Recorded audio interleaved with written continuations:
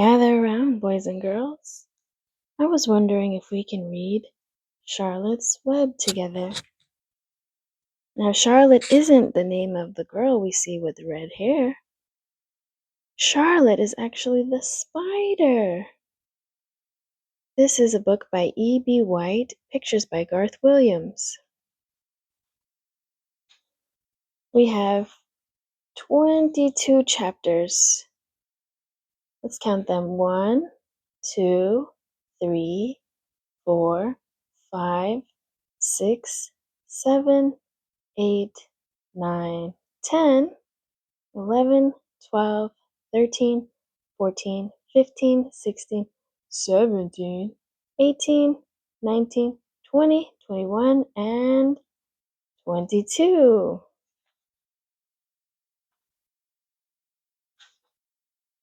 Chapter 1. Before breakfast. "Where's Papa going with that axe?" said Fern. Fern is the little girl with the red hair at the cover. Said Fern to her mother as they were setting the table for breakfast. "Out to the hog house," replied Mrs. Arabelle. "Some pigs were born last night." I don't see why he needs an axe," continued Fern, who was only 8. "How old are you?" "Well," said her mother, "one of the pigs is a runt. It's very small and weak, and it will never amount to anything. So your father has decided to do away with it." "Do away with it?" shrieked Fern. "You mean kill it? Just because it's smaller than the others?" Mrs. Arabelle put a pitcher of cream on the table. "Don't yell, Fern," she said. "Your father is right. The pig would probably die anyway." Fern pushed a chair out of the way and ran outdoors. The grass was wet, and the earth smelled of springtime. Fern's sneakers were sopping by the time she caught up with her father. "Oh no, let's look at the picture. What do we see here? Do we see Fern and her father, the farmer, with an axe in his hands?" "Please don't kill it," she sobbed. "It's unfair." Mr. Arabelle stopped walking. "Fern," he said gently, "you'll have to learn to control yourself." "Control myself?" yelled Fern. "This is a matter of life and death, and you talk about controlling myself?" Tears ran down her cheeks, and she took hold of the axe and tried to pull it out of her father's hand. "Fern," said Mr. Arabelle, "I know more about raising a litter of pigs than you do. A weakling makes trouble. Now run along." "But it's unfair," cried Fern. "The pig couldn't help being born small, could it? If I had been very small at birth, would you have killed me?" Mr. Arabelle smiled. "Certainly not," he said, looking down at his daughter with love. But this is different. A little girl is one thing, a little runty pig is another." "I see no difference," replied Fern, still hanging on to the axe. "This is the most terrible case of injustice I ever heard of." A queer look came over John Arabelle's face. He seemed almost ready to cry himself. "All right," he said. "You go back to the house, and I'll bring the runt when I come in. I'll let you start it on a bottle like a baby. Then you'll see what trouble a pig can be." Mr. Arabelle returned to the house. Half an hour later, he carried a carton under his arm. Fern was upstairs changing her sneakers. Remember, they got wet when she was running over to her father to save the piggy from the axe. The kitchen table was set for breakfast. I wonder what they're gonna have. Bacon? And the room smelled of coffee. Bacon, like I thought. Damp plaster. And wood smoke from the stove. I love coffee. Coffee is something you should drink when you're older, not younger, all right? Put it on her chair, said Miss Arabelle. Mr. Arabelle set the carton down at Fern's place. Then he walked to the sink, washed his hands. We should always wash our hands when we come from outside, especially before we eat, and dried them on the roller towel. How many paper towels do you use when you dry your hands? I know I use more than I should. Fern came slowly down the stairs. Her eyes were red from crying. As she approached her chair, the carton wobbled and there was a scratching noise. Fern looked at her father. Then she lifted the lid of the carton. There inside, looking up at her, was the newborn pig. It was a white one. The morning light shone through its ears, turning them pink. "He's yours," said Mr. Arabelle, "saved from an untimely death. And may the good Lord forgive me for this foolishness." Fern couldn't take her eyes off the tiny pig. "Oh," she whispered, "oh, look at him. He's absolutely perfect." She closed the carton carefully. First she kissed her father, then she kissed her mother.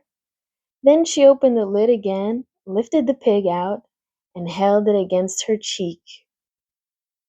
At this moment her brother Avery came into the room. Avery was 10. Do we remember how old Fern is? Fern, we said, was 7? So her brother is older because 10 is more than 7, right? He was heavily armed, an air rifle in one hand, a wooden dagger in the other. "Oh, what's that?" he demanded. "Oh, what's Fern got?" "Ah, she's got a guest for breakfast," said Mrs. Arabelle. "Wash your hands and face, Avery." Let's see it," said Avery, setting his gun down. "You call that miserable thing a pig? That's a fine specimen of a pig. It's no bigger than a white rat." "Wash up and eat your breakfast, Avery," said his mother. "The school bus will be along in half an hour." Can I have a pig too, Pop?" asked Avery. "No, I only distribute pigs to early risers," said Mr. Arabelle. "Fern was up at daylight trying to rid the world of injustice. As a result, she now has a pig. A small one, to be sure, but nevertheless a pig. It just shows what can happen if a person gets out of bed promptly. Let's eat." But Fern couldn't eat until her pig had had a drink of milk. Miss Arabelle found a baby's nursing bottle and a rubber nipple. She poured warm milk into the bottle. Aw, look at Fern with her little piggy. This is such a cute picture. Is that a bottle of milk? Wow. So she poured warm milk into the bottle, fitted the nipple over the top, and handed it to Fern. "Give him breakfast," she said. A minute later, Fern was seated on the floor in the corner of the kitchen with her infant between her knees, teaching it to suck from the bottle. The pig, although tiny, had a good appetite and caught on quickly. The school bus honked from the road. "Run!" commanded Miss Arabelle, taking the pig from Fern and slipping a donut into her hand. A donut. Yummy, yummy. What's your favorite type of donut? Is it the one with sprinkles? Is it a specific color like pink or blue? I think I like the plain ones. They're called glazed. They're just shiny and golden. Can't go wrong with that. So Avery grabbed his gun and another donut. The children ran out to the road and climbed into the bus. Fern took no notice of the others in the bus. She just sat and stared out the window, thinking what a blissful world it was and how lucky she was to have entire charge of a pig. By the time the bus reached school, Fern had named her pet, selecting the most beautiful name she could think of. What do you think she named it? Don't skip ahead. What do you think she named it? Any more guesses? Well, let's see. Its name is Wilbur, she whispered to herself. She was still thinking about the pig when the teacher said, Fern, what is the capital of Pennsylvania? Wilbur, replied Fern dreamily. The pupils giggled. Fern blushed. Chapter 2. Wilbur. Hey, isn't that the pig's name? Fern loved Wilbur more than anything. She loved to stroke him, to feed him, to put him to bed. Every morning, as soon as she got up, she warmed his milk, tied his bib on, and held the bottle for him. Every afternoon, when the school bus stopped in front of her house, she jumped out and ran to the kitchen to fix another bottle for him. She fed him again at supper time and again just before going to bed. Mrs. Arabelle gave him a feeding around noontime each day when Fern was away in school. So he's getting pretty well taken care of, don't you think? Wilbur loved his milk, and he was never happier than when Fern was warming up a bottle for him. He would stand and gaze up at her with adoring eyes. For the first few days of his life, Wilbur was allowed to live in a box near the stove in the kitchen. Then Miss Arabelle complained. He was moved to a bigger box in the woodshed.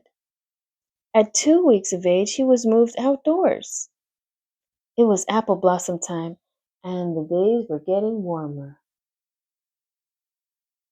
Mr. Arabelle fixed a small yard specially for Wilbur under an apple tree and gave him a large wooden box full of straw, with a doorway cut in it so he could walk in and out as he pleased. Oh, won't he be cold at night? Asked Fern. No, said her father. You watch and see what he does. Carrying a bottle of milk, Fern sat down under the apple tree inside of the yard. Well, let's pause for a second and take a look at this picture. What do we see? I think we see a box. Is that the home? Hey, page, you stay right there. Ugh. I think I see the home for Wilbur under the apple tree. And is that Fern admiring Wilbur? Wilbur ran to her, and she held the bottle for him while he sucked. When he had finished the last drop, he grunted and walked sleepily into the box. Fern peered through the door. Peered means look through. Fern peered through the door. Wilbur was poking the straw with his snout. In a short time, he had dug a tunnel in the straw. He crawled into the tunnel and disappeared from sight, completely covered with straw. Fern was enchanted. It relieved her mind to know that her baby would sleep covered up and would stay warm. Every morning, after breakfast, Wilbur walked out on the road with Fern and waited with her till the bus came. She would wave goodbye to him, and he would stand and watch the bus until it vanished around a turn. While Fern was in school, Wilbur was shut up inside his yard. But as soon as he got home in the afternoon, she would take him out and he would follow her around the place. If she went into the house, Wilbur went too. If she went upstairs, Wilbur would wait at the bottom step until she came down again. If she took her doll for a walk in the doll carriage, Wilbur followed along. Sometimes on these journeys, Wilbur would get tired and Fern would pick him up and put him in the carriage alongside the doll. He liked this. And if he was very tired, he would close his eyes and go to sleep under the doll's blanket. He looked cute when his eyes were closed because his lashes were so long. The doll would close her eyes too, and Fern would wheel the carriage very slowly and smoothly, so as not to wake her infants. Aww, so cute. Hey, right here, if we take a look at this photo, we can see Fern with her imaginary dolly, or playing pretend, her dolly, and Wilbur the pig. Hey, is that a milk bottle in her hand? One afternoon, Fern and Avery is her brother, her older brother, in fact, put on bathing suits and went down to the brook for a swim. Wilbur tagged along at Fern's heels. When she waded into the brook, Wilbur waded in with her. He found the water quite cold, too cold for his liking. So, while the children swam and played and splashed water at each other, Wilbur amused himself in the mud along the edge of the brook, where it was warm and moist and delightfully sticky and oozy. Every day was a happy day, and every night was peaceful. Wilbur was what farmers call a spring pig, which simply means that he was born in springtime. When he was 5 weeks old, Mr. Arabelle said he was now big enough to sell and would have to be sold. Oh, Fern broke down and wept, but her father was firm about it. Wilbur's appetite had increased. He was beginning to eat scraps of food in addition to milk. Mr. Arabelle was not willing to provide for him any longer. He had already sold Wilbur's 10 brothers and sisters. Do you have any brothers and sisters? Can you imagine having 10 brothers and sisters? He's got to go, Fern, he said. You've had your fun raising a baby pig, but Wilbur is not a baby any longer, and he's got to be sold. Call up the Zuckermans, suggested Mrs. Arabelle to Fern. Your Uncle Homer sometimes raises a pig, and if Wilbur goes there to live, you can walk down the road and visit him as often as you like. How much money should I ask for him? Fern wanted to know. Well, said her father, he's a runt. Tell your Uncle Homer you've got a pig you'll sell for $6 and see what he says. It was soon arranged. Fern phoned and got her Aunt Edith, and her Aunt Edith hollered for Uncle Homer, and Uncle Homer came in from the barn and talked to Fern. When he heard that the price was only $6, he said he'd buy the pig. Next day, Wilbur was taken from his home under the apple tree and went to live in a manure pile in the cellar of Zuckerman's barn. So he went from a nice place to a not so nice place. Chapter 3. Whoa, escape. I wonder what happens here. The barn was very large. It was very old. It smelled of hay and it smelled of manure. Manure is a stinky smell. It smelled of the perspiration of tired horses. So sweat, perspiration is sweat. Of tired horses and the wonderful sweet breath of patient cows. I have no idea what that smells like, but okay. It often had a sort of peaceful smell, as though nothing bad could happen ever again in the whole world. It smelled of grain. I added the word whole. That's the word world. So nothing bad could happen ever again in the world. It smelled of grain and of harness dressing and of axle grease and of rubber boots and of new rope. Kind of smells like a farm, wouldn't you think? And then whenever the cat was given a fish head to eat, the barn would smell of fish. But mostly it smelled of hay, for there was always hay in the great loft up overhead. And there was always hay being pitched down to the cows and the horses and the sheep. The barn was pleasantly warm in winter when the animals spent most of their time indoors, and it was pleasantly cool in summer when the big doors stood wide open to the breeze. The barn had stalls on the main floor for the work horses, tie-ups on the main floor for the cows, a sheepfold down below for the sheep, a pig pen down below for Wilbur, and it was full of all sorts of things that you find in barns: ladders, grindstones, pitchforks, monkey wrenches, scythes, lawnmowers, snow shovels, axe handles, milk pails, water buckets, empty grain sacks, and rusty rat traps. It was the kind of barn that swallows like to build their nests in. It was the kind of barn that children like to play in. And the whole thing was owned by Fern's uncle, Mr. Homer L. Zuckerman. Wilbur's new home was in the lower part of the barn, directly underneath the cows. Mr. Zuckerman knew that a manure pile is a good place to keep a young pig. Pigs need warmth, and it was warm and comfortable down there in the barn cellar on the south side. Fern came almost every day to visit him. She found an old milking stool that had been discarded, and she placed the stool in the sheepfold next to Wilbur's pen. Here she sat quietly during the long afternoons, thinking and listening and watching Wilbur. So Wilbur would be inside here. This is Fern sitting on a discarded milking stool, and I think I see a sheep and a goose. The sheep soon got to know her and trust her. Well, wait a minute. I thought this was called Charlotte's Web, and Charlotte's Web was about a spider. So far, we've only been talking about a pig named Wilbur and a little girl named Fern.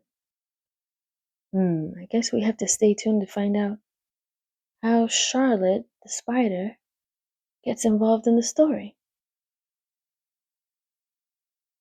So did the geese who lived with the sheep. All the animals trusted her. She was so quiet and friendly. Mr. Zuckerman did not allow her to take Wilbur out, and he did not allow her to get into the pig pen. But he told Fern that she could sit on the stool and watch Wilbur as long as she wanted to. It made her happy just to be near the pig, and it made Wilbur happy to know that she was sitting there right outside his pen. But he never had any fun. No walks, no rides, no swims.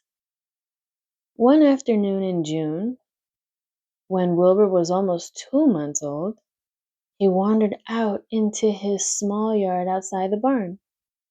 Fern had not arrived for her usual visit. Wilbur stood in the sun feeling lonely and bored. There's never anything to do around here, he thought. He walked slowly to his food trough and sniffed to see if anything had been overlooked at lunch. He found a small strip of potato skin and ate it. His back itched, so he leaned against the fence and rubbed against the boards. When he tired of this, he walked indoors, climbed to the top of the manure pile, and sat down. He didn't feel like going to sleep. He didn't feel like digging. He was tired of standing still, tired of lying down. I'm less than 2 months old and I'm tired of living, he said. He walked out of the yard again. When I'm out here, he said, there's no place to go but in. When I'm indoors, there's no place to go but out in the yard. That's where you're wrong, my friend, said a voice. Wilbur looked through the fence and saw the goose standing there. You don't have to stay in that dirty little yard, said the goose, who talked rather fast. One of the boards is loose. Push on it, push on it, and come on out. What? Said Wilbur. Say it slower. At the risk of repeating myself, said the goose, I suggest that you come on out. It's wonderful out here. Did you say a board was loose? That I did, said the goose. Wilbur walked up to the fence and saw that the goose was right. One board was loose.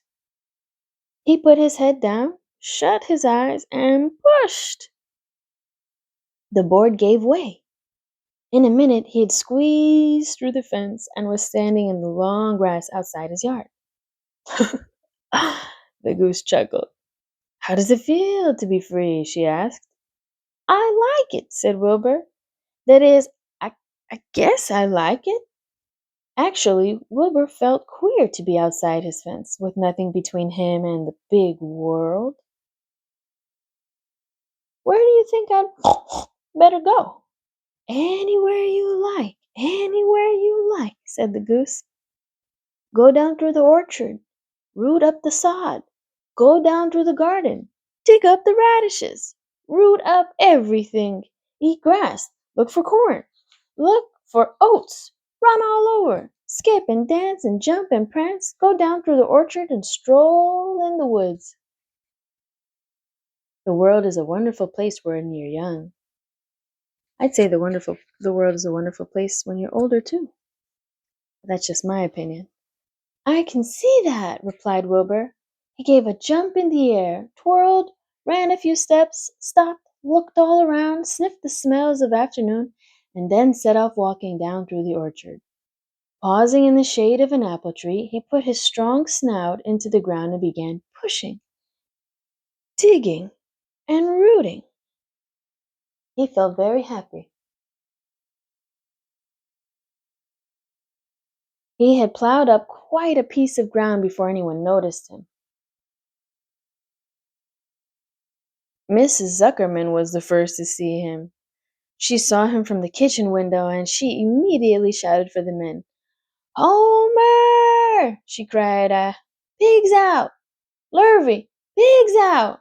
Homer, Lurvy, pigs out! He's down there under that apple tree! Now the trouble starts, thought Wilbur. Now I'll catch it. The goose heard the racket and she too started hollering. Run, run, run downhill! Make for the woods, she shouted to Wilbur. They'll never, never, never catch you in the woods. The cocker spaniel, which is a type of dog, heard the commotion and he ran out from the barn to join the chase. Mr. Zuckerman heard and he came out of the machine shed where he was mending a tool. Lurvy, the hired man, heard the noise and came up from the asparagus patch. Asparagus is a type of vegetable. It's a long green stick, kind of fuzzy, had little bumps. So he came up from the asparagus patch where he was pulling weeds. Everybody walked toward Wilbur, and Wilbur didn't know what to do. The woods seemed a long way off, and anyway, he had never been down there in the woods and wasn't sure he would like it. Get around him, Lurvy, said Mr. Zuckerman, and drive him toward the barn. And take it easy. Don't rush him. I'll go and get a bucket of slops. The news of Wilbur's escape spread rapidly among the animals on the place. Whenever any creature broke loose on Zuckerman's farm, the event was of great interest to the others. The goose shouted to the nearest cow that Wilbur was free, and soon all the cows knew. Then one of the cows told one of the sheep, and soon all the sheep knew. The lambs learned about it from their mothers. The horses in their stalls in the barn pricked up their ears when they heard the goose hollering. And soon the horses had caught on to what was happening. Wilbur's out, they said. Every animal stirred and lifted its head and became excited to know that one of his friends had got free and was no longer penned up or tied fast. Wilbur didn't know what to do or which way to run. It seemed as though everybody was after him.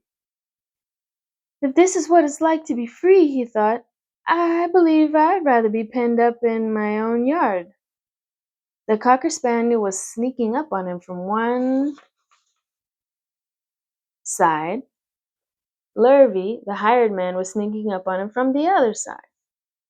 Mrs. Zuckerman, that must be her right here, stood ready to head him off if he started for the garden, and now Mr. Zuckerman was coming down toward him carrying a pail. This is really awful, thought Wilbur. Why doesn't Fern come? He began to cry.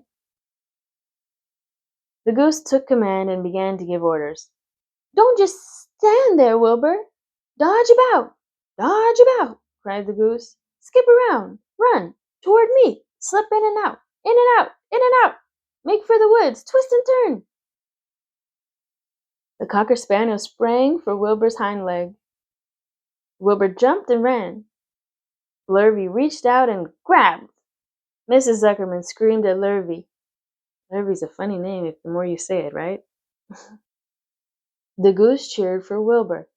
Wilbur dodged between Lurvy's legs. Lurvy missed Wilbur and grabbed a spaniel instead. Well, check it out. That must be Lurvy. And all the farm animals taking a look at Wilbur escaped Lurvy's catch. And the cocker spaniel that Lurvy caught instead of Wilbur.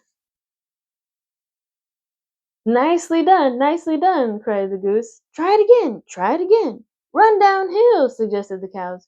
Run toward me, yelled the gander. Run uphill, cried the sheep. Turn and twist, honked the goose. Jump and dance, said the rooster. Oh, it's sounding crazy over there. And loud, every animal's talking to Wilbur. Look out for Lurvy, called the cows. Look out for Zuckerman, yelled the gander. Watch out for the dog, cried the sheep. Listen to me, screamed the goose. Oh wow, Wilbur's getting advice from all over the place. Poor Wilbur was dazed and frightened by this hullabaloo. Hullabaloo, that must mean ruckus, chaos, hullabaloo. Hullabaloo. He didn't like being the center of all this fuss. He tried to follow the instructions his friends were giving him, but he couldn't run downhill and uphill at the same time. And he couldn't turn and twist when he was jumping and dancing. And he was crying so hard he could barely see anything that was happening. After all, Wilbur was a very young pig, not much more than a baby, really. He wished Fern were there to take him in her arms and comfort him. When he looked up and saw Mr. Zuckerman standing quite close to him, holding a pail of warm slops, he felt relieved. He lifted his nose and sniffed. The smell was delicious. Warm milk, potato skins, wheat middlings, Kellogg's cornflakes. Is that a cereal? And a popover left from the Zuckerman's breakfast. Come, pig, said Mr. Zuckerman, tapping the pail. Come, pig. Wilbur took a step toward the pail. No, said the goose. It's the old pail trick, Wilbur. Don't fall for it. He's trying to lure you back into captivity. He's appealing to your stomach. Wilbur didn't care. The food smelled appetizing. He took another step toward the pail. Pig, said Mr. Zuckerman in a kind voice, and began walking slowly toward the barnyard, looking all about him innocently, as if he didn't know that a little white pig was following along behind him. You'll be sorry, called the goose. Wilbur didn't care. It's the second time we're reading Wilbur didn't care. He must have been worn out. He kept walking toward the pail of slops. You'll miss your freedom, honked the goose. An hour of freedom is worth a barrel of slops. Wilbur didn't care. That's the third time. Wilbur didn't care. When Mr. Zuckerman reached the pig pen, he climbed over the fence and poured the slops into the trough. Then he pulled the loose board away from the fence so that there was a wide hole for Wilbur to walk through. Reconsider, said the goose. Wilbur paid no attention. He stepped through the fence into his yard. He walked to the trough and took a long drink of slops, sucking in the milk hungrily and chewing the popover. It was good to be home again. When Wilbur ate, Lurvy fetched a hammer and some 8-penny nails and nailed the board in place.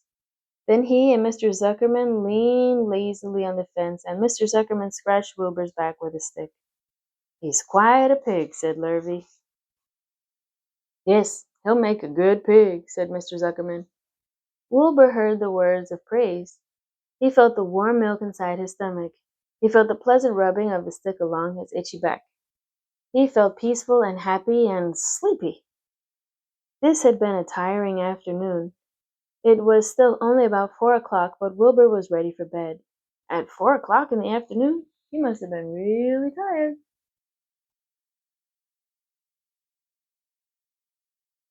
I'm really too young to go out into the world alone, he thought as he lay down.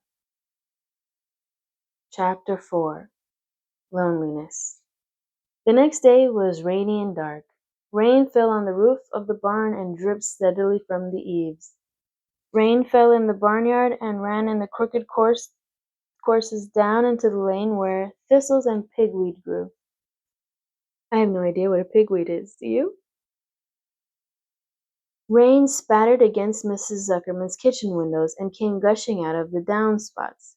Rain fell on the back of the sheep as they grazed in the meadow. When the sheep tired of standing in the rain, they walked slowly up the lane and into the fold. Rain upset Wilbur's plans. Wilbur had planned to go out this day and dig a new hole in his yard. He had other plans, too. His plans for the day went something like this. Breakfast at 6:30, skim milk, crusts, middlings, bits of donuts. Oh, he got the donuts for breakfast. Wheat cakes with drops of maple syrup sticking to them. Potato skins, leftover custard pudding with raisins, and bits of shredded wheat. Seems like Wilbur likes the cereal. Breakfast would be finished at 7. From 7 to 8, Wilbur planned to have a talk with Templeton, the rat that lived under his trough. Talking with Templeton was not the most interesting occupation in the world, but it was better than nothing. From 8 to 9, Wilbur planned to take a nap outdoors in the sun. From 9 to 11, he planned to dig a hole or trench and possibly find something good to eat buried in the dirt. From 11 to 12, he planned to stand still and watch flies on the boards, watch bees in the clover, and watch swallows in the air. 12 o'clock, lunchtime. Middlings, warm water, apple parings, meat gravy, carrot scrapings, meat scraps, stale hominy. Hominy is like corn. It's corn without the outer layer. Tastes pretty good and tastes just like pretty similar to corn. And the wrapper off a package of cheese. The wrapper? Yuck. Lunch would be over at 1. From 1 to 2, Wilbur planned to sleep. From 2 to 3, he planned to scratch itchy places by rubbing against the fence. From 3 to 4, he planned to stand perfectly still and think of what it was like to be alive and to wait for Fern. At 4 would come supper, skim milk, provender, leftover sandwich from Lurvy's lunchbox, prune skins and morsels of this, a bit of that, fried potatoes, marmalade drippings, a little more of this, a little more of that, a piece of baked apple, scrap of upside down cake. Wilbur had gone to sleep thinking about these plans. He awoke at 6 and saw the rain, and it seemed as though he couldn't bear it. I get everything all beautifully planned out, and it has to go and rain, he said. For a while he stood gloomily indoors. Then he walked to the door and looked out. Drops of rain struck his face. His yard was cold and wet. His trough had an inch of rainwater. An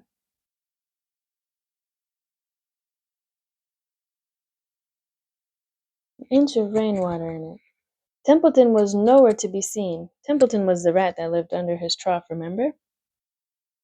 So we overall get the picture of a rainy day where Wilbur the pig is totally bored.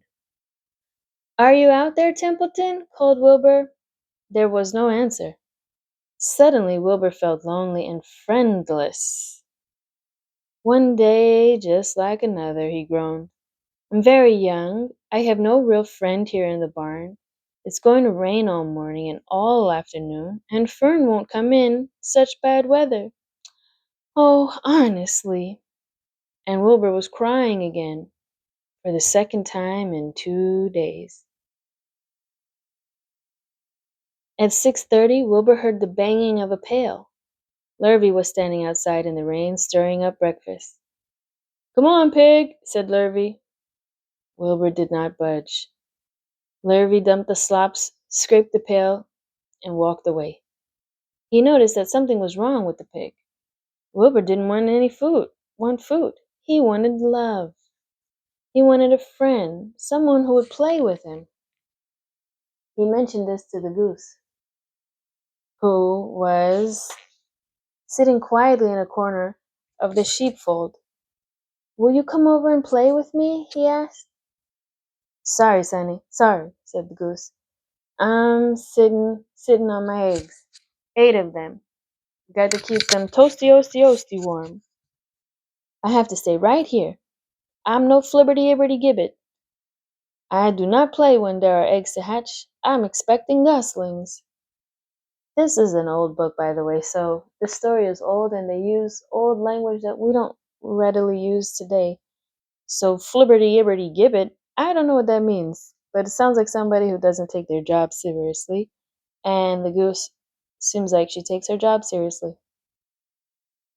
Well, I didn't think you were expecting woodpeckers, said Wilbur bitterly. Wilbur next tried one of the lambs. Will you please play with me? He asked. Certainly not, said the lamb. In the first place, I cannot get into your pen, as I am not old enough to jump over the fence. In the second place, I am not interested in pigs. Pigs mean less than nothing to me. What do you mean, less than nothing?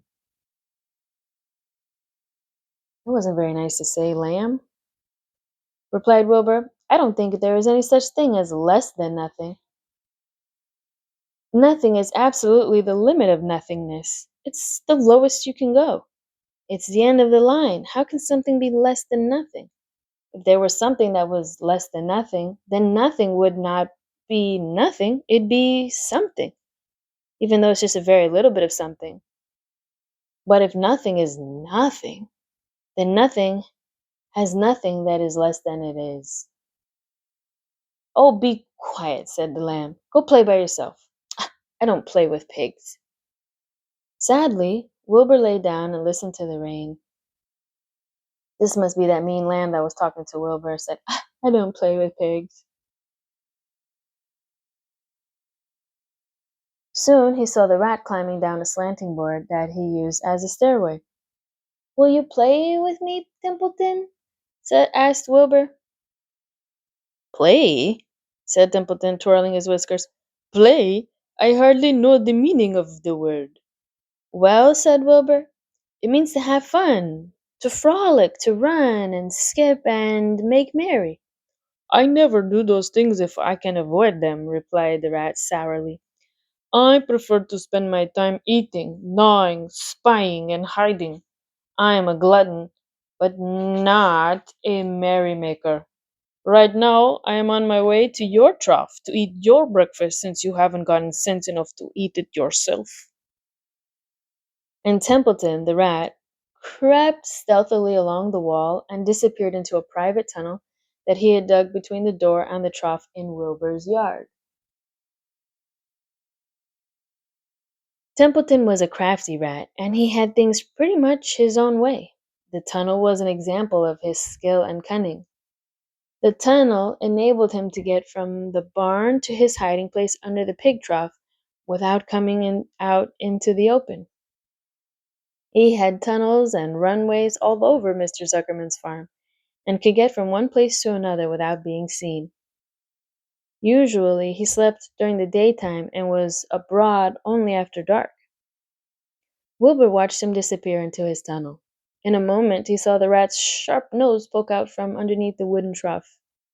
Cautiously, Templeton pulled himself up over the edge of the trough.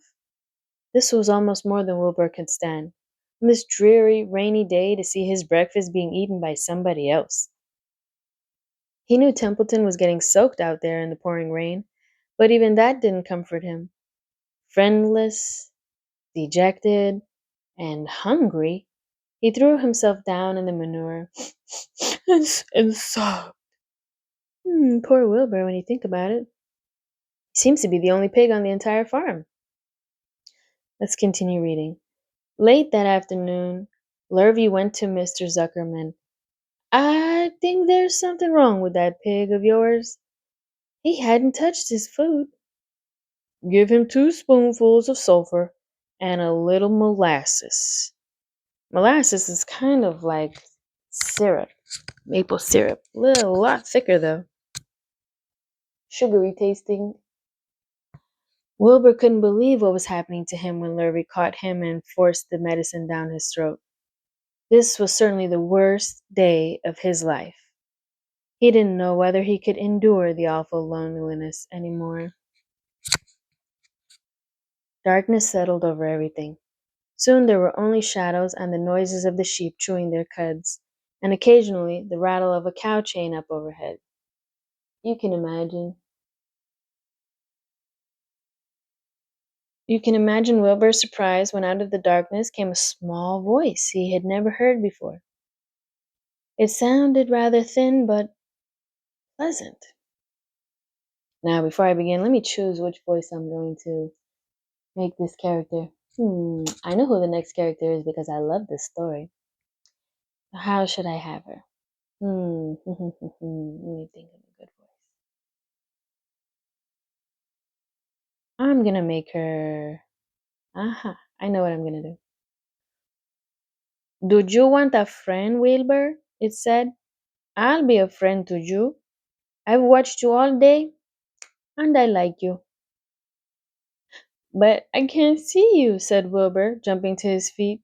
Where are you? And who are you? I'm right up here, said the voice. Go to sleep. You'll see me in the morning. You like my accent for this character? This character named Charlotte. Charlotte. We're in chapter 5 now. The night seemed long. Wilbur's stomach was empty. Okay. He was hungry. He didn't eat yesterday. His stomach was empty and his mind was full. And when your stomach is empty and your mind is full, it's always hard to sleep. A dozen times during the night, Wilbur woke and stared into the blackness, listening to the sounds and trying to figure out what time it was. A barn is never perfectly quiet.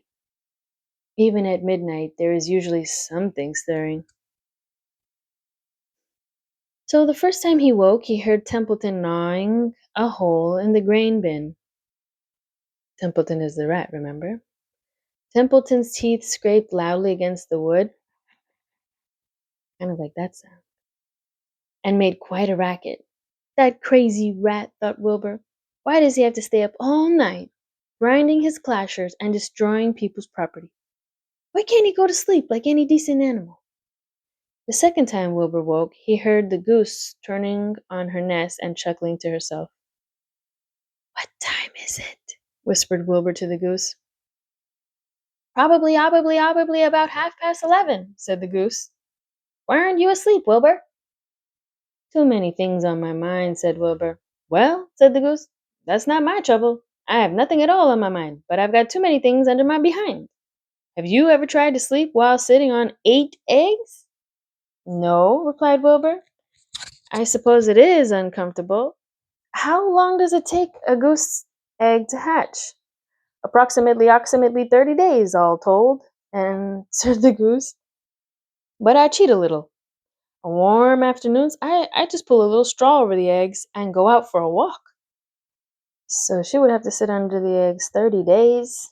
That's a long time to be waiting on a project to be done, right? Wilbur yawned and went back to sleep. In his dreams, he heard again the voice saying, I'll be your friend to you. Go to sleep. You'll see me in the morning.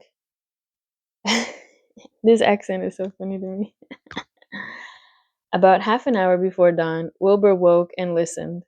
The barn was still dark. The sheep lay motionless. Even the goose was quiet. Overhead on the main floor, nothing stirred.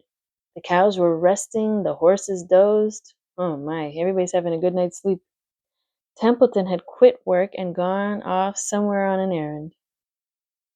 The only sound was a slight scraping noise from the rooftop, where the weather vane swung back and forth. Wilbur left the barn when it was like this, calm and quiet. Day is almost here, he thought. Through a small window, a faint gleam appeared. One by one, the stars went out. Wilbur could see a goose a few feet away. She sat with head tucked under a wing. Then he could see the sheep and the lambs. The sky lightened. Oh, beautiful day, it is here at last. Today I shall find my friend. Wilbur looked everywhere. He searched his pen thoroughly. He examined the window ledge, stared up at the ceiling, but he saw nothing new. Finally, he decided he would have to speak up. He hated to break the lovely stillness of dawn by using his voice, but he couldn't think of any other way to locate the mysterious new friend who was nowhere to be seen. So Wilbur cleared his throat. Attention, please, he said in a loud, firm voice. Will the party who addressed me at bedtime last night kindly make himself or herself known by giving an appropriate sign or signal? Wilbur paused and listened. All the other animals lifted their heads and stared at him. Wilbur blushed, but he was determined to get in touch with his unknown friend. Attention, please, he said. I will repeat the message. Will the party who addressed me at bedtime last night kindly speak up? Please tell me where you are, if you are my friend. The sheep looked at each other in disgust. Stop your nonsense, Wilbur, said the oldest sheep. If you have no friend here, you're probably disturbing his rest. And the quickest way to spoil a friendship is to wake somebody up in the morning before he's ready. How can you be sure your friend is an early riser? I beg everyone's pardon, whispered Wilbur. I didn't mean to be objectionable. He lay down meekly in the manure facing the door. He did not know it, but his friend was very near. And the old sheep was right. His friend was still asleep. Soon Lurvy appeared with slops for breakfast. Wilbur rushed out, ate everything in a hurry, because he didn't eat yesterday, remember? So he was starving by now, and licked the trough. The sheep moved off down the lane. The gander waddled along behind him, pulling grass. And then, just as Wilbur was settling down for his morning nap, he heard again the thin voice that had addressed him the night before. Salutations, said the voice. Wilbur jumped to his feet. What? He cried. Salutations, repeated the voice. What are they? Where are you? Screamed Wilbur. Please, please, tell me where you are. And what are salutations? Salutations are greetings, said the voice. When I say salutations, it's just my fancy way of saying hello or good morning. Actually, it's a silly expression, and I am surprised that I used it at all. As for my whereabouts, that's easy. Look up here in the corner of the doorway. Here I am. Look, I'm waving. Well, here's the picture now. Oh, look at Wilbur. He looks happy. That must be his trough that eats his food. And that when the rain fell, it fell right into his trough and made his food all nasty. But if we look up in the corner like that voice said, what do we see? All I see is, what's this called? A spider web. And if I look really hard with my eyes, I see a teeny tiny spider. At last, Wilbur saw the creature that had spoken to him in such a kindly way. Are we about to figure out who Charlotte is? Stretched across the upper part of the door was a big spider web, and hanging from the top of the web, head down, was a large gray spider. What color was the spider? Gray. She was about the size of a gun drop.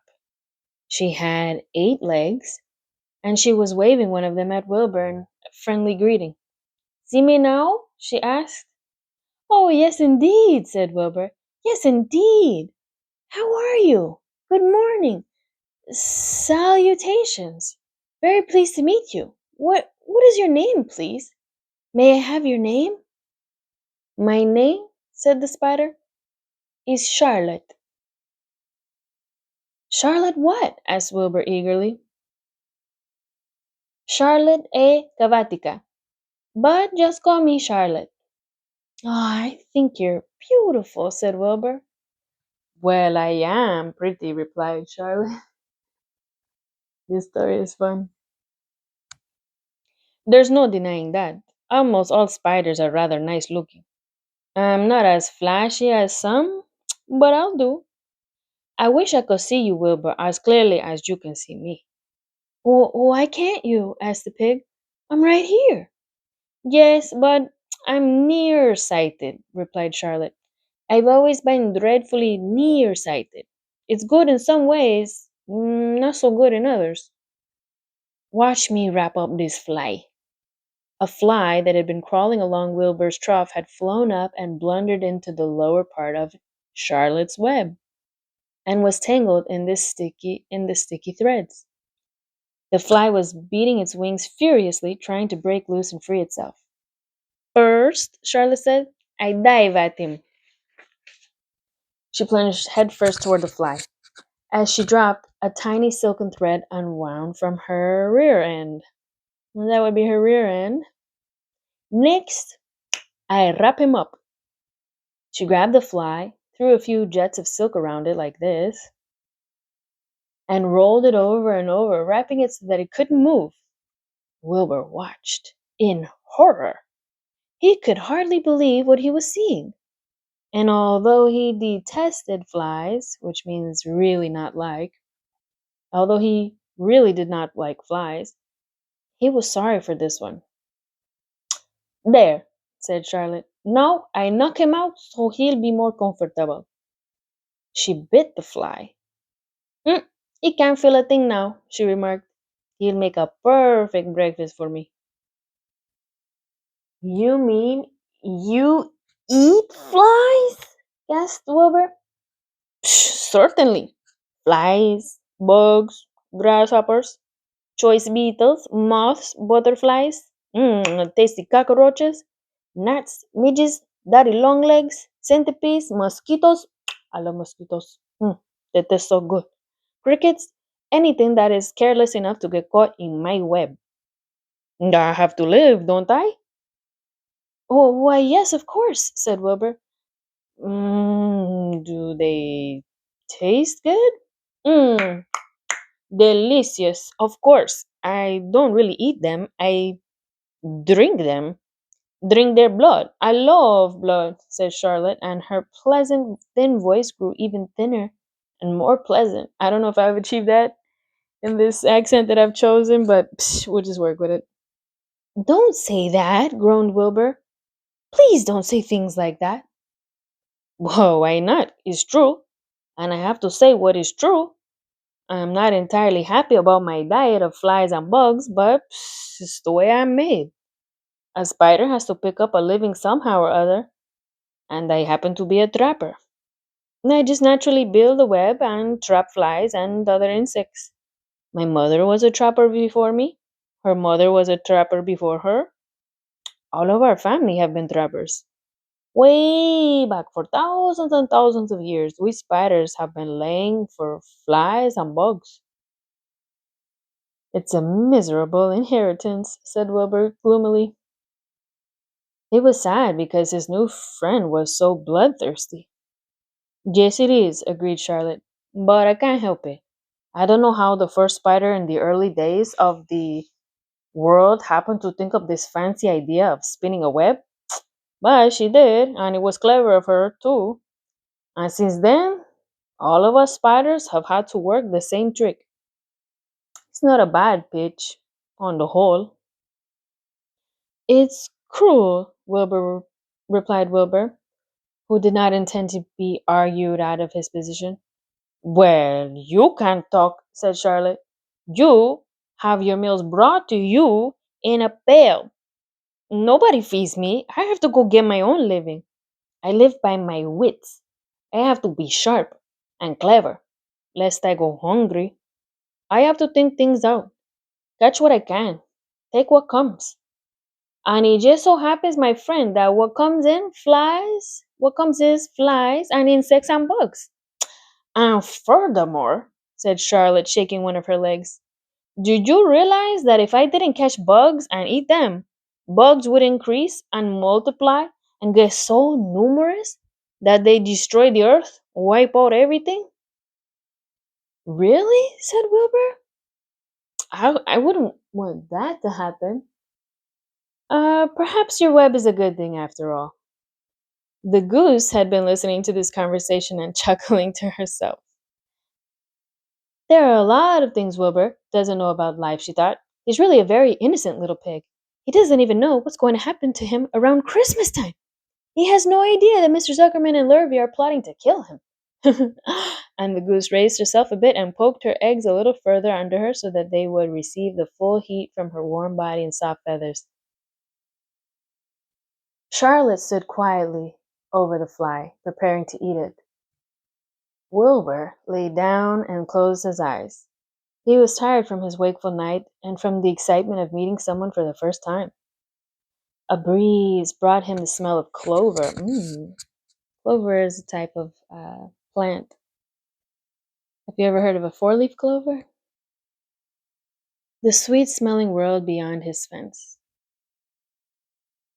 Well, he thought, I've got a new friend, all right. But what a gamble friendship is. Charlotte is fierce, brutal, scheming, bloodthirsty, everything I don't like. How can I learn to like her even though she is pretty and, of course, clever? Wilbur was merely suffering the doubts and fears that often go with finding a new friend. In good time, he was to discover that he was mistaken about Charlotte. Underneath her rather bold and cruel exterior, she had a kind heart, and she was to prove loyal and true to the very end. This is chapter 6 called Summer Days. Summer days, summer days, summer days. I love summer days. The early summer days on a farm are the happiest and fairest days of the year. Lilacs bloom and make the air sweet and then fade. Apple blossoms come with the lilacs, and the bees visit around among the apple trees. The days grow warm and soft. School ends, and children have time to play and to fish for trouts in the brook. Avery, that's Fern's brother, remember? Avery often brought a trout home in his pocket. Ugh, warm and stiff and ready to be fried for supper. In his pocket, though? That's not where fish go. Now that school was over, Fern visited the barn almost every day to sit quietly on her stool. The animals treated her as an equal. The sheep lay calmly at her feet. Around the 1st of July, the workhorses were hitched to the mowing machine, and Mr. Zuckerman climbed into the seat and drove into the field. All morning you could hear the rattle of the machine as it went round and round, while the tall grass fell behind the cutter bar in long green swathes. Swathes? Swaths? I don't know these words, because the book is so old. We'll have to look that word up next time in the dictionary. Next day, if there was no thunder shower, all hands would help rake and pitch and load, and the hay would be hauled to the barn in the high hay wagon, with Fern and Avery riding at the top of the load. Can you imagine them at the top of the hay mountain, riding along as everyone's helping to cut the hay down? Then the hay would be hoisted, which means lifted up, sweet and warm, into the big loft until the whole barn seemed like a wonderful bed of timothy and clover. It was fine to jump in and perfect to hide in. And sometimes Avery would find a little grass snake in the hay and would add it to the other things in his pocket. Early summer days are a jubilee time for birds. In the fields around the house, in the barn, in the woods, in the swamp, everywhere love and songs and nests and eggs. From the edge of the woods, the white-throated sparrow, which must come all the way from Boston, calls, "Oh, Peabody, Peabody, Peabody." On an apple bough, the phoebe teeters and wags its tail and says, "Phoebe, Phoebe." The song sparrow, who knows how brief and lovely life is, says, "Sweet, sweet, sweet interlude, sweet, sweet, sweet interlude." If you enter the barn, the swallows swoop down from their nests and scold, "Cheeky, cheeky," they say. In the early summer, there are plenty of things for a child to eat and drink and suck and chew. Dandelion stems are full of milk. Clover heads are loaded with nectar. The Frigidaire is full of ice cold drinks. On a nice hot summer day, a fridge full of ice cold drinks would be delightful. Everywhere you look is life. Even the little ball of spit on the weed stalk, if you poke it apart, has a green worm inside it. That's interesting. And on the underside of the leaf of the potato vine are the bright orange eggs of the potato bug. It was on a day in early summer that the goose eggs hatched. This was an important event in the barn cellar. Fern was there sitting on her stool when it happened. Except for the goose herself, Charlotte was the first to know when the goslings had at last arrived. The goose knew a day in advance that they were coming. She could hear their weak voices calling from inside the egg. She knew that they were in a desperately cramped position inside the shell and were most anxious to break through and get out. She sat quite still and talked less than usual. When the first gosling poked its gray-green beak through the goose's feathers and looked around, Charlotte spied it and made the announcement. Wait a second, who's Charlotte? Charlotte is the spider, Wilbur's new friend. "I am sure," she said, "that every one of us here will be gratified to learn that after 4 weeks of unremitting effort and patience on the part of our friend the goose, she now has something to show for it. The goslings have arrived. May I offer my sincere congratulations?" "Thank you, thank you, thank you," said the goose, nodding and bowing shamelessly. "Thank you," said the gander. "Congratulations!" shouted Wilbur. "How many goslings are there? I can only see one."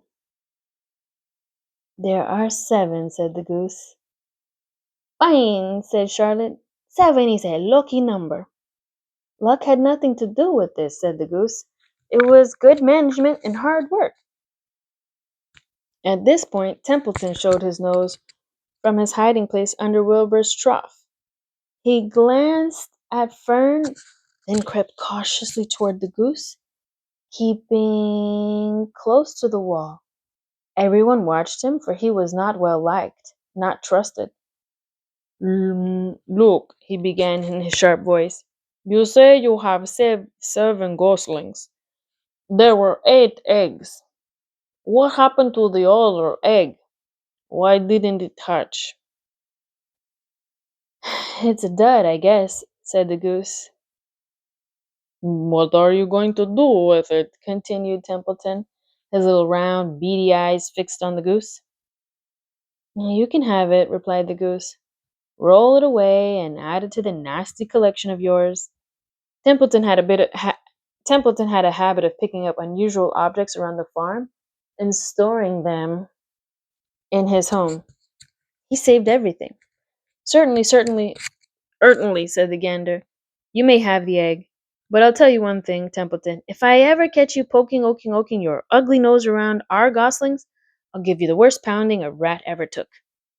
And the gander opened his strong long wings and beat the air with them to show his power.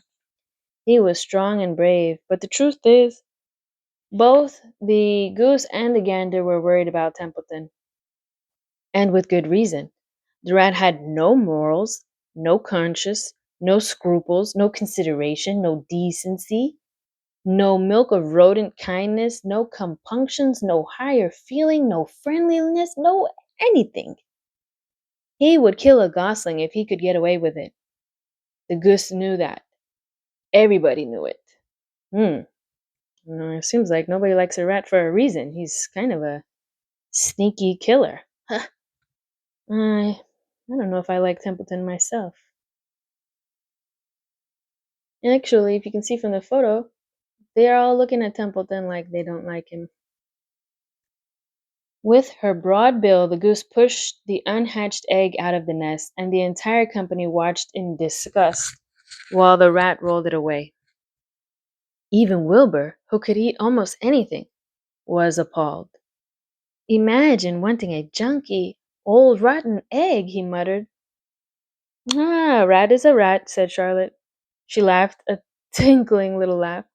But my friends, if that ancient egg ever breaks, this barn will be untenable. What does that mean? What's that mean? Asked Wilbur. It means nobody will be able to live here on account of the smell. A rotten egg is a regular stink bomb. I won't break it, snarled Templeton. I know what I'm doing. I handle stuff like this all the time. He disappeared into his tunnel, pushing the goose egg in front of him. He pushed and nudged till he succeeded in rolling it to his lair under the trough. That afternoon, when the wind had died down and the barnyard was quiet and warm, the gray goose led her 7 goslings off the nest and out into the world. Mr. Zuckerman spied them when he came with Wilbur's supper. Well, hello there, he said, smiling all over. Let's see. 1, 2, 3, 4, 5, 6, 7. 7 baby geese. Now, isn't that lovely? Chapter 7. Bad news. Bad news? Oh my. Wilbur liked Charlotte better and better each day. Her campaign against insects seemed sensible and useful. Hardly anybody around the farm had a good word to say for a fly. Flies spent their time pestering others. The cows hated them. The horses detested them. The sheep loathed them. Mr. and Mrs. Zuckerman were always complaining about them and putting up screens. Wilbur admired the way Charlotte managed. He was particularly glad that she always put her victim to sleep before eating it. It's real thoughtful of you to do that, Charlotte, he said. Yes, she replied in her sweet musical voice. I always give them an anesthetic so they won't feel pain. It's a little service I throw in. As the days went by, Wilbur grew and grew. He ate 3 big meals a day. He spent long hours lying on his side, half asleep, dreaming pleasant dreams.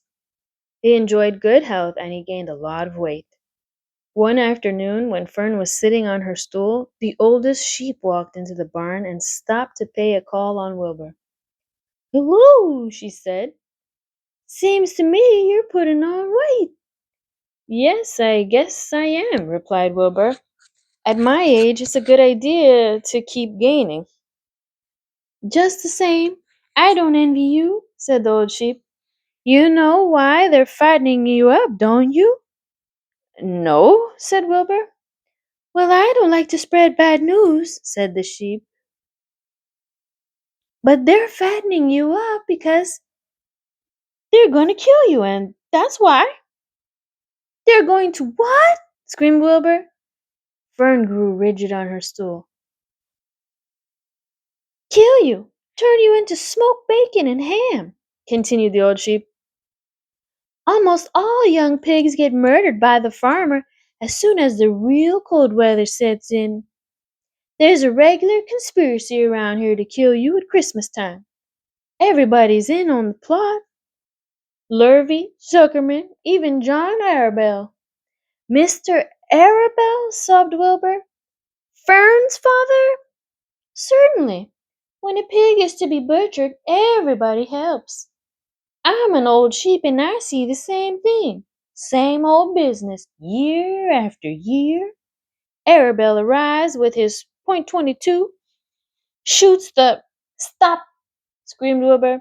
I don't want to die. Save me, somebody, save me. Fern was just about to jump up when a voice was heard. Be quiet, Wilbur, said Charlotte, who had been listening to this awful conversation. I can't be quiet, screamed Wilbur, racing up and down. I don't want to be killed. I don't want to die. Is it true? What the old sheep says, Charlotte? Is it true? They're going to kill me when the cold weather comes? Oh, well, said the spider, plucking thoughtfully at her web. The old sheep has been around this barn a long time. She has seen many a spring pig come and go. If she says they plan to kill you, I'm sure it's true. It's also the dirtiest trick I ever heard of. What people don't think of. Wilbur burst into tears. I don't want to die, he moaned. I want to stay alive, right here in my comfortable manure pile with all my friends. I want to breathe the beautiful air and lie in the beautiful sun. I don't know if you all remember, but earlier in life, before Wilbur met Charlotte, and on the days that he missed Fern at school, he was so bored that he didn't care about anything. Suddenly now, when he learns his fate at Christmas time, he cares about living and wants to stay alive. You're certainly making a beautiful noise, snapped the old sheep. I don't want to die, screamed Wilbur, throwing himself to the ground. You shall not die, said Charlotte briskly. What? Really? Cried Wilbur. Who's going to save me? I am, said Charlotte. How? Asked Wilbur. That remains to be seen, but I'm going to save you, and I want you to quiet down immediately. You're carrying on in a childish way. Stop your crying. I can't stand hysterics. Chapter 8. A Talk at Home. On Sunday morning, Mr. and Mrs. Arabelle put this up right here. Yeah. On Sunday morning, Mr. and Mrs. Arabelle and Fern were sitting at breakfast in the kitchen. Avery had finished and was upstairs looking for his slingshot. Did you know that Uncle Homer's goslings had hatched? Asked Fern. How many? Asked Mr. Arabelle. 7, replied Fern. There were 8 eggs, but one egg didn't hatch, and the goose told Templeton she didn't want it anymore, so he took it away. The goose did what? Asked Mrs. Arabelle, gazing at her daughter with a queer, worried look. Told Templeton she didn't want the egg anymore, repeated Fern. Who is Templeton? Asked Mrs. Arabelle. He's the rat, replied Fern. None of us like him much. Who's us? Asked Mr. Arabelle. Oh, everybody in the barn cellar. Wilbur and the sheep and the lambs and the goose and the gander and the goslings and Charlotte and me. Charlotte, said Mrs. Arabelle. Who's Charlotte? Oh, she's Wilbur's best friend. She's terribly clever. What does she look like? Asked Mrs. Arabelle. Well, said Fern thoughtfully, she has 8 legs. All spiders do, I guess. Charlotte is a spider? Asked Fern's mother. Fern nodded. A big gray one. She has a web across the top of Wilbur's doorway. She catches flies and sucks their blood. Wilbur adores her. Does he really? Said Mrs. Arabelle rather vaguely. She was staring at Fern with a worried expression on her face. Oh, yes, Wilbur adores Charlotte, said Fern. Do you know what Charlotte said when the goslings hatched? I haven't the faintest idea, said Mr. Arabelle. Tell us. Well, when the first gosling stuck its little head out from under the goose, I was sitting on my stool in the corner, and Charlotte was on her web. She made a speech. She said, I am sure that every one of us here in the barn cellar will be gratified to learn that after 4 weeks of unremitting effort and patience on the part of the goose, she now has something to show for it. Don't you think that was a pleasant thing for her to say? Yes, I do, said Mrs. Arabelle. And now, Fern, it's time to get ready for Sunday school. And tell Avery to get ready. This afternoon you can tell me more about what goes on in Uncle Homer's barn. Aren't you spending quite a lot of time there? You go there almost every day, don't you? I like it there, replied Fern. She wiped her mouth and ran upstairs. After she had left the room, Mrs. Arabelle spoke in a low voice to her husband. I worry about Fern, she said. Did you hear the way she rambled on about those animals? Pretending they talked? Mr. Arabelle chuckled. Maybe they do talk, he said. I've sometimes wondered. At any rate, don't worry about Fern. She's got a lively imagination. Kids think they hear all sorts of things. Just the same, I do worry about her, replied Mrs. Arabelle. I think I shall ask Dr. Dorian about her the next time I see him. He loves Fern almost as much as we do, and I want him to know how queerly she is acting about that pig and everything. I don't think it's normal. You know perfectly well animals don't talk. Mr. Arabelle grinned. Maybe our ears aren't as sharp as Fern's, he said. Chapter 9 Wilbur's Boast. A spider's web is stronger than it looks. Although it is made of thin, delicate strands, the web is not easily broken. However, a web gets torn every day by the insects that kick around in it, and a spider must rebuild it when it gets full of holes. Charlotte liked to do her weaving during the late afternoon, and Fern liked to sit nearby and watch. One afternoon, she heard a most interesting conversation and witnessed a strange event. You have awfully hairy legs, Charlotte, said Wilbur, as the spider busily worked at her task. My legs are hairy for a good reason, replied Charlotte. Furthermore, each leg of mine has 7 sections. Okay? The coxa, the trochanter, the femur, the patella, the tibia, the metatarsus, and the tarsus. Wilbur sat bolt upright. You're kidding, he said. No, I'm not either. Say those names again. I didn't catch them the first time. Me neither. Let's hear it again. Coxa, trochanter, femur, patella, tibia, metatarsus, and tarsus. Goodness, said Wilbur, looking down at his own chubby legs. I don't think my legs have 7 sections. Well, said Charlotte, you and I lead different lives. You don't have to spin a web. That takes real leg work. I could spin a web if I tried, said Wilbur, boasting. I've just never tried. Let's see you do it, said Charlotte. Fern chuckled softly, and her eyes grew wide with love for the pig. Okay, replied Wilbur. You coach me, and I'll spin one. It must be a lot of fun to spin a web. How do I start? Take a deep breath, said Charlie, smiling. Wilbur breathed deeply. Now climb to the highest place you can get to, like this. Charlotte raced up to the top of the doorway. Wilbur scrambled to the top of the manure pile. Very good, said Charlotte. Now, make an attachment with your spinnerets. Hurl yourself into space and let out a drag line as you go down. Wilbur hesitated a moment, then jumped out into the air. He glanced hastily behind to see if a piece of rope was following him to check his fall. But nothing seemed to be happening in his rear, and the next thing he knew, he landed with a thump. "Oomph," he grunted. Charlotte laughed so hard her web began to sway. What did I do wrong?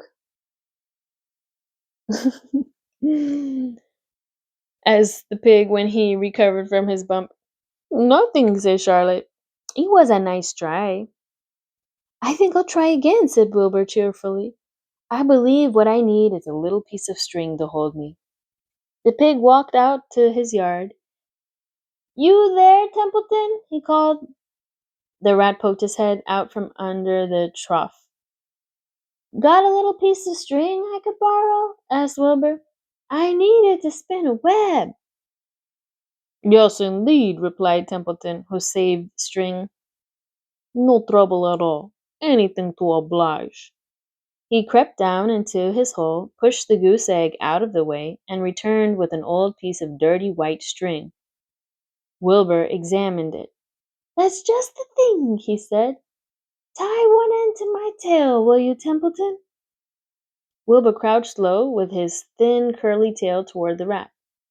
Templeton seized the string, passed it around the end of the pig's tail, and tied two half hitches. Charlotte watched in delight. Like Fern, she was truly fond of Wilbur, whose smelly pen and stale food attracted the flies that she needed, and she was proud to see that he was not a quitter and was willing to try again to spin a web. And this is Templeton helping Wilbur tie a string to his tail end. While the rat and the spider and the little girl watched, Wilbur climbed again to the top of the manure pile, full of energy and hope. Everybody watch, he cried, and summoning all his strength, he threw himself into the air head first. The string trailed behind him, but as he had neglected to fasten the other end to anything, it didn't really do any good, and Wilbur landed with a thud, crushed and hurt. Tears came to his eyes. Templeton grinned. Charlotte just sat quietly. After a bit, she spoke. This is an image of what Wilbur was getting up to. And this is the rat laughing at this whole experience. And if Wilbur had tied something to the end, maybe he wouldn't have crashed to the bottom of the manure pile. Up here, who is that? It's none other than our friend Charlotte. You can't spin a web, Wilbur, and I advise you to put the idea out of your mind. You lack two things needed for spinning a web. What are they? Asked Wilbur sadly. You lack a set of spinnerets and you lack know how. But cheer up, you don't need a web. Zuckerman supplies you with 3 big meals a day. Why should you worry about wrapping food? Wilbur sighed. You're ever so much clever and brighter than I am, Charlotte. I guess I was just trying to show off. Serves me right. Templeton untied his string and took it back to his home. Charlotte returned to her weaving. You needn't feel too badly, Wilbur, she said. No many creatures can spin webs. Even men aren't as good at it as spiders, although they think they're pretty good, and they'll try anything. Did you ever hear of the Queensboro Bridge? Wilbur shook his head. Is it a web? Sort of, replied Charlotte. But did you know how long it took men to build it? 8 whole years. My goodness, I would have starved to death waiting that long. I can make a web in a single evening. What do people catch in the Queensboro Bridge? Bugs? Asked Wilbur. No, said Charlotte. They don't catch anything. They just keep trotting back and forth across the bridge, thinking there is something better on the other side. If they'd hang head down at the top of the thing and wait quietly, maybe something good would come along. But no, with men it's rush, rush, rush every minute. I'm glad I'm a sedentary spider. What does sedentary mean? Asked Wilbur. Means I sit still a good part of the time and don't go wandering all over creation. I know a good thing when I see it, and my web is a good thing. I stay put and wait for what comes. It gives me a chance to think. Well, I'm sort of sedentary myself, I guess, said the pig. I have to hang around here whether I want to or not. You know where I'd really like to be this evening? Where? In a forest, looking for beech nuts and truffles and delectable roots, pushing leaves aside with my wonderful strong nose, searching and sniffing along the ground, smelling, smelling, smelling. You smell just the way you are, remarked a lamb who had just walked in. I can smell you from here. You're the smelliest creature in the place. Wilbur hung his head. His eyes grew wet with tears. Charlotte noticed his embarrassment, and she spoke sharply to the lamb. Let Wilbur alone, she said. He has a perfect right to smell, considering his surroundings. You're no bundle of sweet peas yourself. Furthermore, you're interrupting a very pleasant conversation.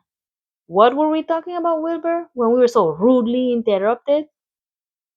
Oh, I don't remember, said Wilbur. It doesn't make any difference. Let's not talk about anymore. Let's not talk anymore for a while, Charlotte. I'm getting sleepy. You go ahead and finish fixing your web, and I'll just lie here and watch you. It's a lovely evening. Wilbur stretched out on his side. Twilight settled over Zuckerman's barn and a feeling of peace. Fern knew it was almost supper time, but she couldn't bear to leave. Swallows passed on silent wings in and out of the doorways, bringing food to their young ones. From across the road, a bird sang, Whippoorwill, whippoorwill. Lurvy sat down under an apple tree and lit his pipe.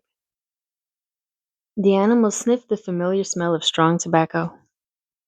Wilbur heard the trill of the tree toad and the occasional slamming of the kitchen door.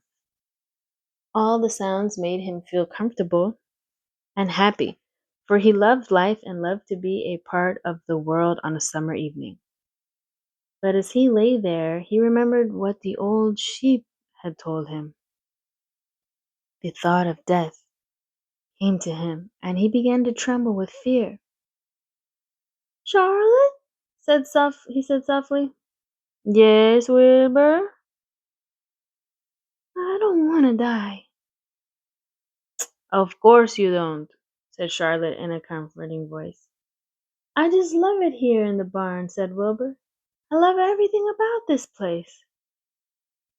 Of course you do, said Charlotte. We all do. The goose appeared, followed by her 7 goslings. They thrust their little necks out and kept up a musical whistling, like a tiny troop of pipers. Wilbur listened to the sound with love in his heart. Charlotte, he said. Yes, said the spider. Were you serious when you promised you would keep them from killing me?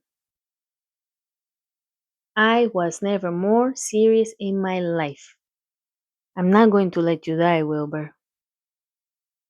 How are you going to save me? Asked Wilbur, whose curiosity was very strong on this point. Well, said Charlotte vaguely, I don't really know, but I'm working on a plan. That's wonderful, said Wilbur. How is the plan coming along, Charlotte? Have you got very far with it? Is it coming along pretty well? Wilbur was trembling again, but Charlotte was cool and collected. Oh, it's coming all right, she said lightly. The plan is still in its early stage and hasn't completely shaped up yet, but I'm working on it. When do you work on it? Begged Wilbur. When I'm hanging head down at the top of my web? That's when I do my thinking, because then all the blood is in my head. I'd be only too glad to help in any way I can. Well, I'll work it out alone, said Charlotte.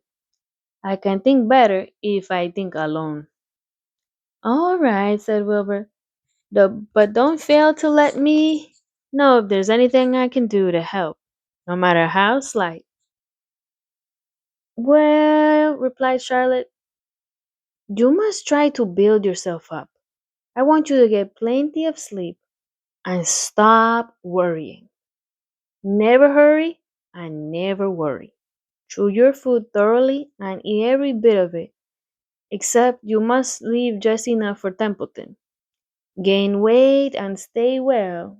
That's the way you can help. Keep fit and don't lose your nerve. Do you think you understand? Yes, I understand, said Wilbur. Go along to bed then, said Charlotte. Sleep is important. Wilbur trotted over to the darkest corner of his pen and threw himself down. He closed his eyes. In another minute, he spoke. Charlotte, he said. Yes, Wilbur. May I go out to my trough and see if I left any of my supper? I think I left just a tiny bit of mashed potato. Very well, said Charlotte, but I want you in bed again without delay. Wilbur started to race out to his yard. Slowly, slowly, said Charlotte. Never hurry and never worry. Wilbur checked himself. Um, yeah. Wilbur checked himself and crept slowly to his trough. He found a bit of potato, chewed it carefully, swallowed it, and walked back to bed. He closed his eyes and was silent for a while. Charlotte, he said in a whisper. Yes? May I get a drink of milk? I think there are a few drops of milk left in my trough. No, the trough is dry, and I want you to go to sleep. No more talking. Close your eyes and go to sleep. Wilbur shut his eyes. Fern got up from her stool and started for home, her mind full of everything she had seen and heard. Good night, Charlotte, said Wilbur. Good night, Wilbur. There was a pause. Good night, Charlotte. Good night, Wilbur. Good night. Good night. Chapter 10. An explosion. Well, hey, here we have a better look at what Charlotte's web details are. And that must be Charlotte right there. Day after day, the spider waited, head down, for an idea to come to her. Hour by hour, she sat motionless, deep in thought. Having promised Wilbur that she would save his life, she was determined to keep her promise. Charlotte was naturally patient. She knew from experience that if she waited long enough, a fly would come to her web. And she felt sure that if she thought long enough about Wilbur's problem, an idea would come to her mind. Finally, one morning toward the middle of July, the idea came. Why, how perfectly simple, she said to herself. The way to save Wilbur's life is to play a trick on Zuckerman. If I can fool a bug, thought Charlotte, I can surely fool a man. People are not as smart as bugs. Wilbur walked into his yard just at that moment. What are you thinking about, Charlotte? He asked. I was just thinking, said the spider, that people are very gullible. What does gullible mean? Easy to fool, said Charlotte. That's a mercy, replied Wilbur, and he lay down in the shade of his fence and went fast asleep. The spider, however, stayed wide awake. gazing affectionately at him and making plans for his future. Summer was half gone. She knew she didn't have much time. That morning, just as Wilbur fell asleep, Avery A. Arabelle wandered into the Zuckerman's front yard, followed by Fern.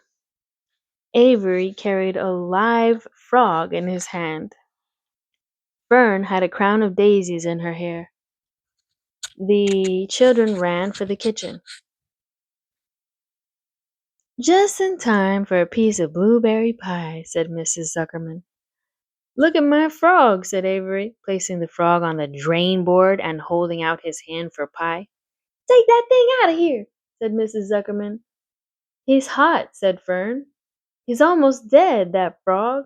He is not, said Avery. He lets me scratch him between the eyes. The frog jumped and landed in Mrs. Zuckerman's dishpan full of soapy water.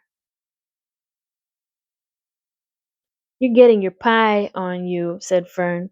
Can I look for eggs in the hen house, Aunt Edith? Run outdoors, both of you, and don't bother the hens. It's getting all over everything, shouted Fern. His pie is all over his front. Come on, frog, cried Avery. He scooped up his frog. The frog kicked, splashing soapy water onto the blueberry pie. Ugh. Another crisis, groaned Fern. Let's swing in the swing, said Avery. The children ran to the barn. Mr. Zuckerman had the best swing in the country. It was a single long piece of heavy rope tied to the beam over the north doorway. At the bottom end of the rope was a fat knot to sit on. It was arranged so that you could swing without being pushed. You climbed a ladder to the hayloft. Then, holding the rope, you stood at the edge and looked down and were scared and dizzy. Then you straddled the knot so that it acted as a seat.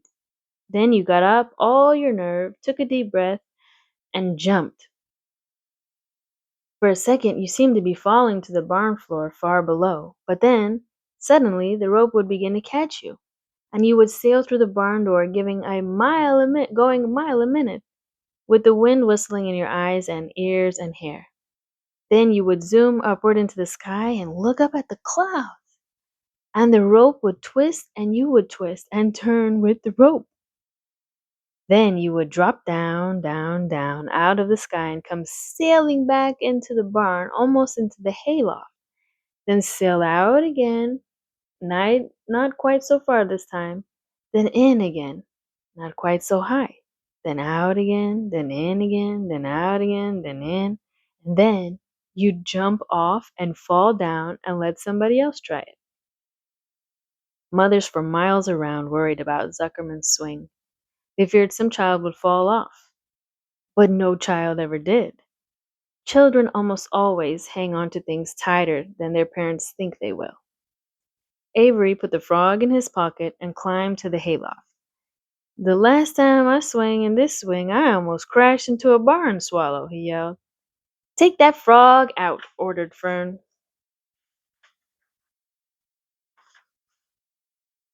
Avery straddled the rope and jumped. He sailed out through the door, frog and all, and into the sky, frog and all. Then he sailed back into the barn. Hey, there goes an idea of the swing. Whoa, that's a huge swing. Lots of rope.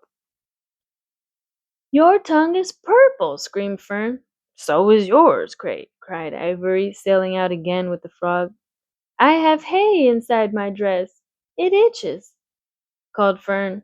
Scratch it, yelled Avery as he sailed back. It's my turn, said Fern. Jump off. Fern's got the itch, sang Avery. When he jumped off, he threw the swing up to his sister. She shut her eye tight and jumped. She felt the dizzy drop and then supporting lift of the swing. When she opened her eyes, she was looking up into the blue sky that was about to fly back through the door. They took turns for an hour. When the children grew tired of swinging, they went down toward the pasture and picked wild raspberries and ate them. Their tongues turned from purple to red. And the purple part must have been from eating the blueberry pie, remember?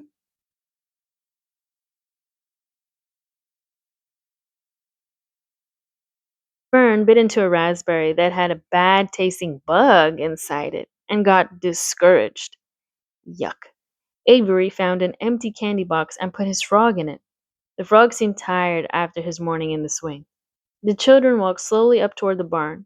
They too were tired and hardly had energy enough to walk. Let's build a tree house, suggested Avery. I want to live in a tree with my frog. I'm going to visit Wilbur, Fern announced. They climbed the fence into the lane and walked lazily toward the pig pen. Wilbur heard them coming and got up. Avery noticed the spider web, and, coming closer, he saw Charlotte. Hey, look at that big spider, he said. It's tremendous.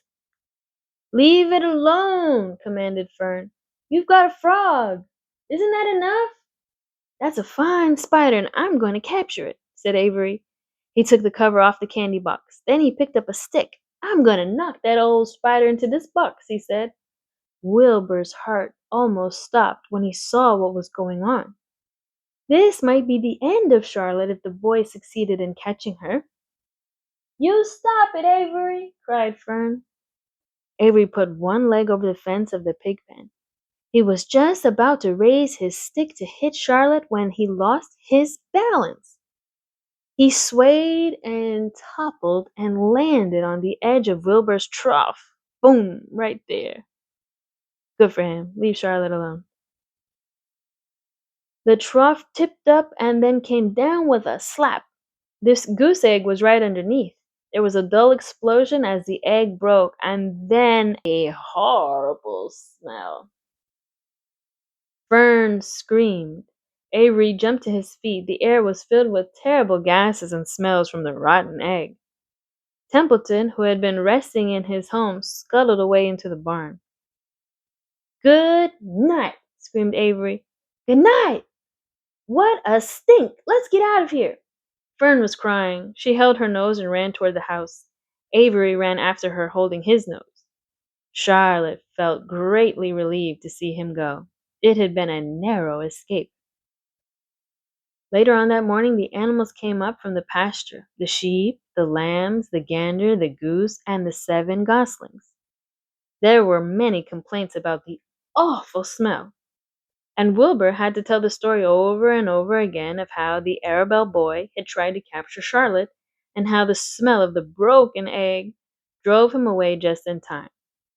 It was that rotten goose egg that saved Charlotte's life, said Wilbur. The goose was proud of her share in the adventure. I'm delighted that the egg never hatched, she gobbled. Templeton, of course, was miserable over the loss of his beloved egg, but he couldn't resist boasting. It pays to save things, he said in his surly voice. A rat never knows when something is going to come in handy, but I will never throw anything away. Well, said one of the lambs, this whole business is all well and good for Charlotte, but what about the rest of us? The smell is unbearable. Who wants to live in a barn that is perfumed with rotten egg? I don't blame her. Who wants to smell that? Don't worry, you'll get used to it, said Templeton. He sat up and pulled wisely at his long whiskers, then crept away to pay a visit to the dump. When Lurvy showed up at lunchtime carrying a pail of food for Wilbur, he stopped short a few paces from the pig pen. He sniffed the air and made a face. What in thunder? He said, setting the pail down. He picked up the stick that Avery had dropped and pried the trough up. Rats, he said. Whew! I might have known a rat would make a nest under this trough. How I hate a rat! And Lurvy dragged Wilbur's trough across the yard and kicked some dirt into the rat's nest, burying the broken egg and all Templeton's other possessions. Then he picked up the pail. Wilbur stood in the trough, drooling with hunger. Lurvy poured. The slops ran creamily down around the pig's eyes and ears. Wilbur grunted.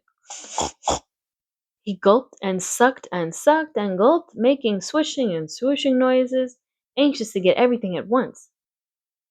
It was a delicious meal. Some skim milk, wheat middlings, leftover pancakes, half a donut, the rind of a summer squash, 2 pieces of stale toast, a third of a ginger snap. Ooh, I like ginger snap cookies. A fishtail, 1 orange peel, several noodles from a noodle soup, the scum off a cup of cocoa, an ancient jelly roll, a strip of paper from the lining of the garbage pail. I don't know why these pigs are being fed wrappers, but okay. And a spoonful of raspberry jello. Wilbur ate heartily. He planned to leave half a noodle and a few drops of milk for Templeton. Then he remembered that the rat had been useful in saving Charlotte's life, and that Charlotte was trying to save his life. So he left a whole noodle instead of a half. Now that the broken egg was buried, the afternoon passed and evening came. Shadows lengthened. The cool and kindly breath of evening entered through doors and windows. Astride her web, Charlotte sat moodily eating a horsefly and thinking about the future. After a while, she bestirred herself. She descended to the center of the web, and there she began to cut some of her lines. She worked slowly but steadily while the other creatures drowsed. None of the others, not even the goose, noticed that she was at work. Deep in his soft bed, Wilbur snoozed. Over in her favorite corner, the goslings whistled a night song. Charlotte tore quite a section out of her web, leaving an open space in the middle. Then she started weaving something to take the place of the threads she had removed. When Templeton got back from the dump around midnight, the spider was still at work.